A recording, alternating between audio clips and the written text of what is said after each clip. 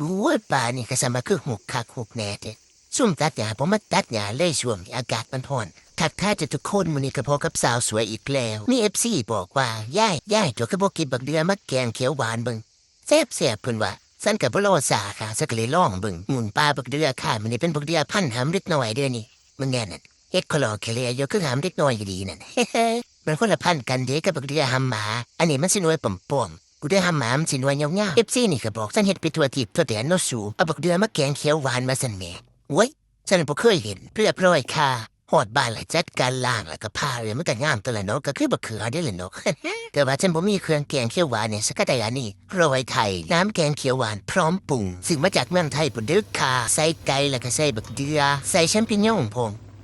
หยังยายแชมปิญองก็เฮ็ดนั่นล่ะต้นมันสุกเด้อบักเดือน่ะจะลองซิมมาแล้วแหละมันบ่ทันสุกแล้วมันสิออกฝาดฝาดสักเลยต้มต่ออีกให้มันสุกคือบักเขือนั่นแหมเบิ่งพุ่นแกงเขียวหวานไก่สูตรไข่สูตรมันสูตรของฉันต่างหากใส่เห็ดพงฮ่าฮ่าอู้เป็นตาเสียแกงบนแนกข้ามหมูแกงใบเจียบจะแม่นหมอไหมข้าจะไปเก็บใบประกูดกับหัวละผ้าเดี๋ยวละข้าเด็กอู้หน้าตาเป็นตาเสียบนนี่เป็นตากินเนาะตอนแกงฉันไม่ได้ชิมตอนแบบเดือได้ฉันชิมแต่น้ำแกงถ้าสิมาชิมตอนมันสุกแล้วแบบเสื้อไผ่จะคองเหมือนหามันสิเสียปอชิมเข้าไปคำแรก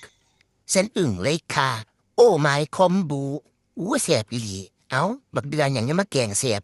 ก็บักเขืออีดีคือเขาว่าเนาะว้ายรสชาติมันสิออกหวานๆคล้ายๆบักบวบเคยกินบ่ต้มบักบวบทำแจ่วล่ะฉันอึ้งเลยค่ะในรสชาติวันนี้ฉันกินข้าวผู้เดียวพอฉันถามว่ากินข้าวเที่ยงกับหยังฉันบอกว่าแกงเขียวหวานไก่ใส่บักเดือเอาก็เฮ็ดไปทั่วแต่คนไทยใส่อย่างฉันบ่ฉันเลยเอาให้ซิม